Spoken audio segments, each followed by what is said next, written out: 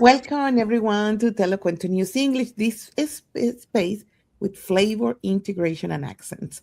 But today we are very happy to have the Consul of Mexico in Kansas City, Soyle Padilla Mayor, because we are very sure in short time we will have the World Cup here.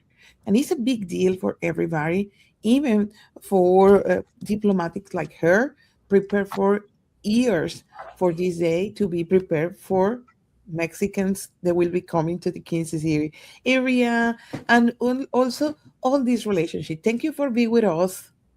On the contrary, thank you for having me, Maria Jose. So glad to see you again. Me too. So telling us about the preparations they took on the consulate to be ready for such a big event, that involve not only inside the United States and Mexico, but Mexico as a country, Mexico, Canada, and United States, who are the host of this big celebration. Oh my God, yeah, it is like a very exciting moment.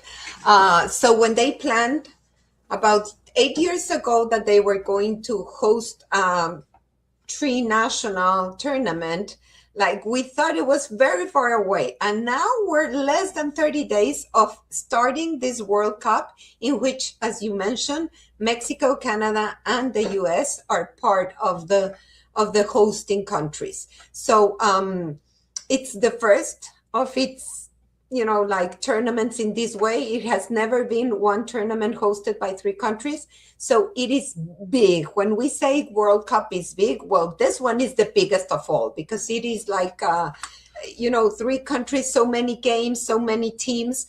So we are very confident that each country has its own plans and protocols in place and that it will be a very safe and joyful World Cup.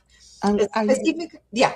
Oh, no, go ahead, continue. Specifically in terms of what the consulate does, basically we have to act in 2 fronts. The first one is the Consular Protection Department or area, in which we mention to all the citizens that are coming from our country to Kansas City, we tell them what to do, what not to do, what to expect, what they should carry. For example, they have to bring their passports with them all times. They have to bring the I-94 form. They have to bring their visas, and they have to have it with them all the time. They have to have like insurance. For example, we recommend people traveling to Kansas City to bring a medical insurance. We recommend them if they have an incident, medical incident. Of course, if it's like life-threatening, they have to call 911.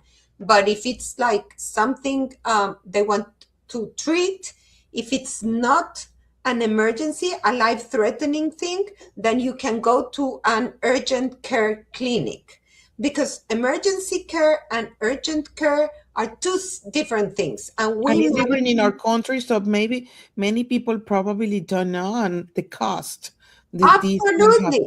Absolutely, you're right. So if you have, like a minor, I don't know, maybe an injury, a hand injury, and you want to go to urgent care, that's totally fine. But if you go to emergency care, which is for life-threatening conditions, then you will wait long hours and you will have like a huge bill.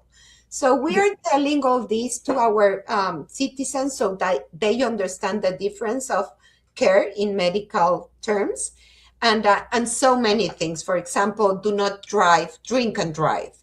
I know that in some countries you might have a little bit of tolerance, like if you have a beer, you can still drive.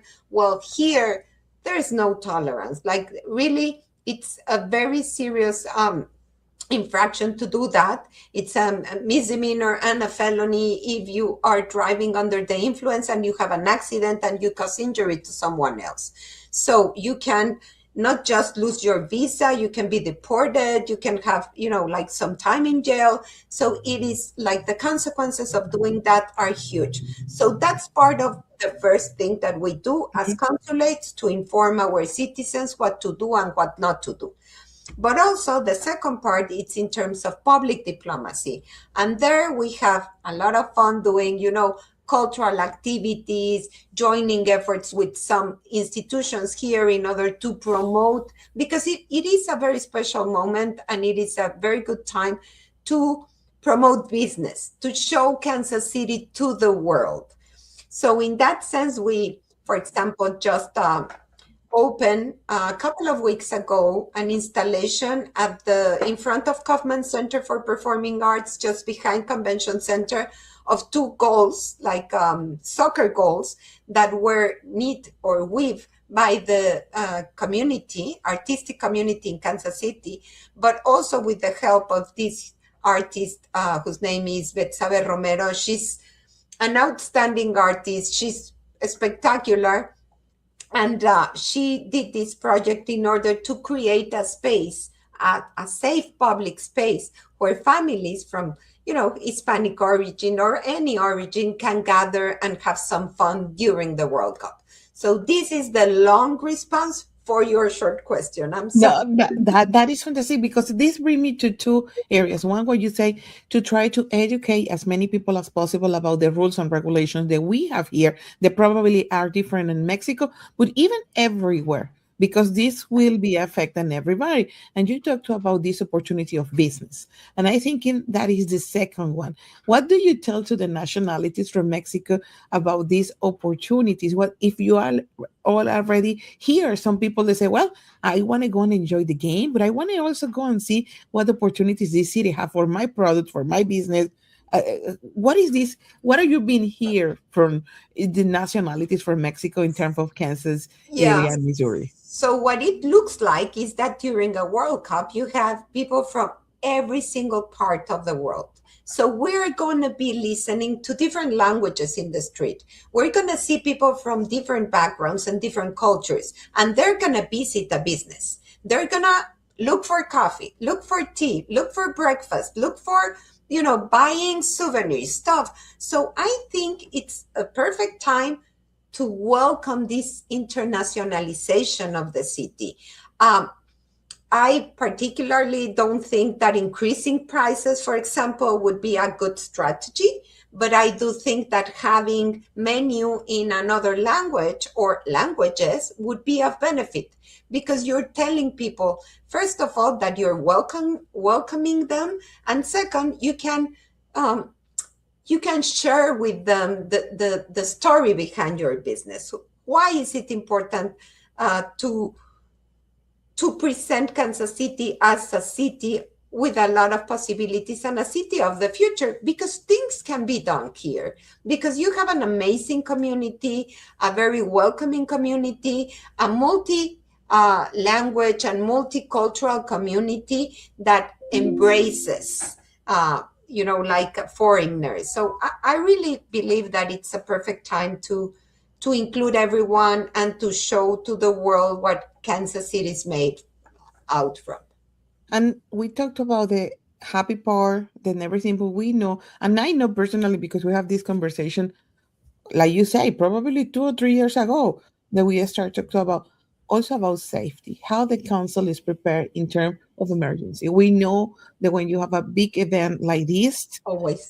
we don't want anything bad happen, but we also need to be prepared in case of Absolutely. something extremely bad happen. So how the council is prepared to this process, and is it any information that people that came from any other country that relate to Mexico that they need to know now? Well, you know that we always are prepared for every single scenario. So I would not like to mention them because, I don't want to stress anybody, but we as consular officers and also the local our The authorities, authorities that they was working on a couple we weeks are ago, prepared they for every single possible scenario, hoping that it never happens. But in case it does, we know what to do. So people have to rest assured that in case something happens, A, B, C, D, E, we're all prepared for that. And we are in constant contact with local authorities, and we will act like very fast. So we have these protocols in place. We like rehearse protocols. We talked about who and what and at what time and in what place. So we know our roles and what we're gonna do, and we will make sure that our community is safe and also that has information in And time. So let that's me what we do. yeah, Mhm. and let me refresh. So, what will be the number, or how, in case of emergency, that somebody can contact with the council? I think Okay. Elizabeth. So yeah. So first of all, we are prepared for any scenario. Second, if a particular person has a need and they require assistance from the consulate, then we have a number. So that number that you have now on screen is our emergency consular emergency number. But I want also to make the difference between an emergency of a different type and a consular emergency. What That is is a very consular? important. What's a consular emergency? I lost my passport. They stole my passport, my purse, and I had everything there, and now I don't have a passport, and I need to take a plane tomorrow to go back to Mexico. That's a consular emergency, okay? Um, if you, I don't know, if you have an accident, you fall from a third floor and you have a broken bone, and that's not a consular emergency, you should be calling 911 or be taken to a hospital. Once you are there and you don't know how to proceed or how to pay your bills, or you don't understand what the doctors are telling you, then you can call the emergency number and tell us, look, I'm at a hospital. I need assistance from my consulate because I don't understand the language. I don't know what to sign. They are telling me that I have to pay. So that's the difference. So this is our emergency number. It is answered 24/7.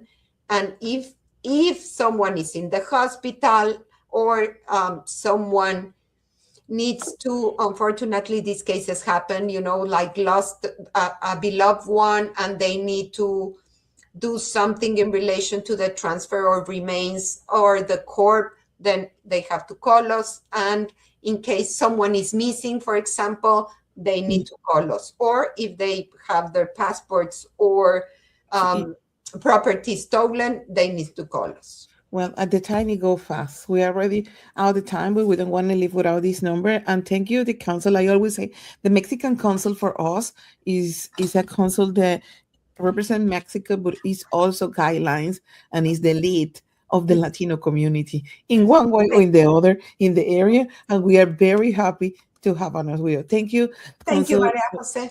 Soyley Padilla, for being with us. Thank you.